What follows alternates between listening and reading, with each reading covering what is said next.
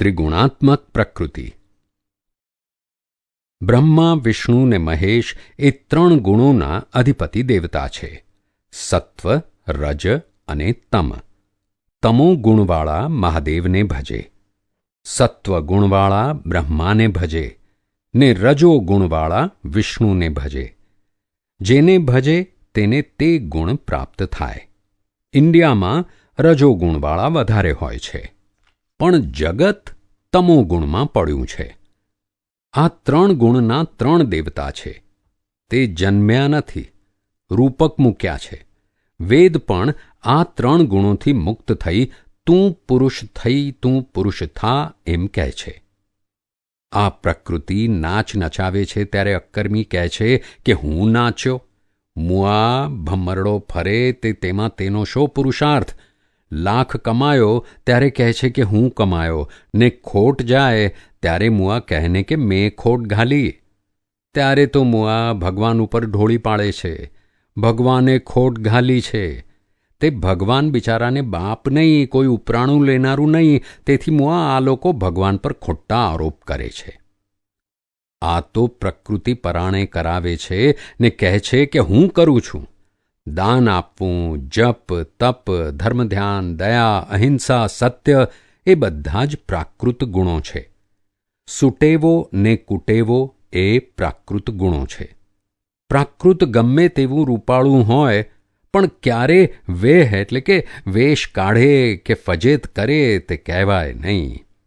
એક રાજા હોય, બહુ દાનેશ્વરી ને ધર્મિષ્ઠ હોય, પણ જંગલમાં ભૂલો પડ્યો હોય ને 4 દિવસ ખાવાનું ના મળ્યું હોય, તો જંગલમાં ભીલને ત્યાં ભીખ માગીને ખાતાં તેને શરમ આવે?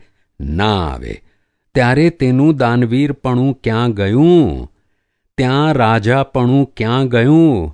અલ્યા, મહીંથી પ્રકૃતિ બૂમ પાડી માગે તો તે સંયોગોના સપાટામાં આવ્યો, તો તે વખતે રાજા પણ ભિખારી બની જાય, તો પછી બીજાનું ગજું શું?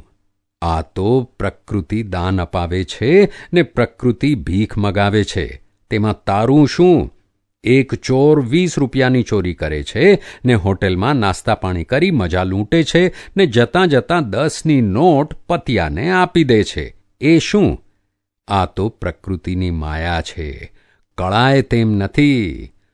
કોઈ કહેશે કે આજે મેં 4 સામાયિક કર્યા ને પ્રતિક્રમણ કર્યા ને 2 કલાક શાસ્ત્રો વાંચ્યા.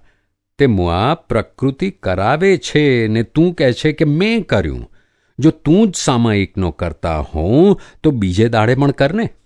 ત્યારે બીજે દાડે કહે છે કે આજે મારાથી નથી થતું, આજે પેટમાં દુખે છે ને માથું ચડી ગયું છે. તે આજે નથી થતું એમ બોલે છે અને કાલે મેં કર્યું એમ બોલેલો. તે કેટલો મોટો વિરોધાભાસ. જો કરનારો તું જ હોઉં તો ક્યારે નથી થતું એમ બોલાય જ નહીં. નથી થતું એનો અર્થ જ એ કે તું કરનારો નથી. આખું જગત આવી ઊંધી સમજણથી અટક્યું છે. ત્યાગ કરે છે તે પ્રકૃતિ કરાવે છે ને ગ્રહણ કરે છે તે પ્રકૃતિ કરાવે છે. આ બ્રહ્મચર્ય પણ પ્રકૃતિ પરાણે પળાવે છે, છતાં કહે છે હું બ્રહ્મચર્ય પાળું છું. કેટલો મોટો વિરોધાભાસ! આ રાગ દ્વેષ, દયા નિર્દયતા, લોભી ઉદાર, સત્ય અસત્ય આ બધા દ્વંદ્વ ગુણો છે. તે પ્રકૃતિના ગુણ છે ને પોતે દ્વંદ્વાતીત છે.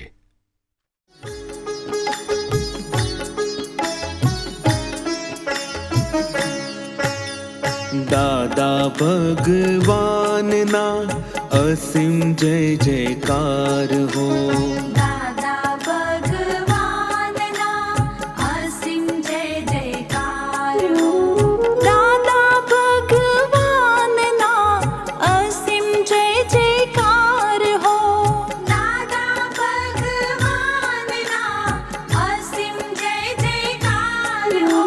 દાદા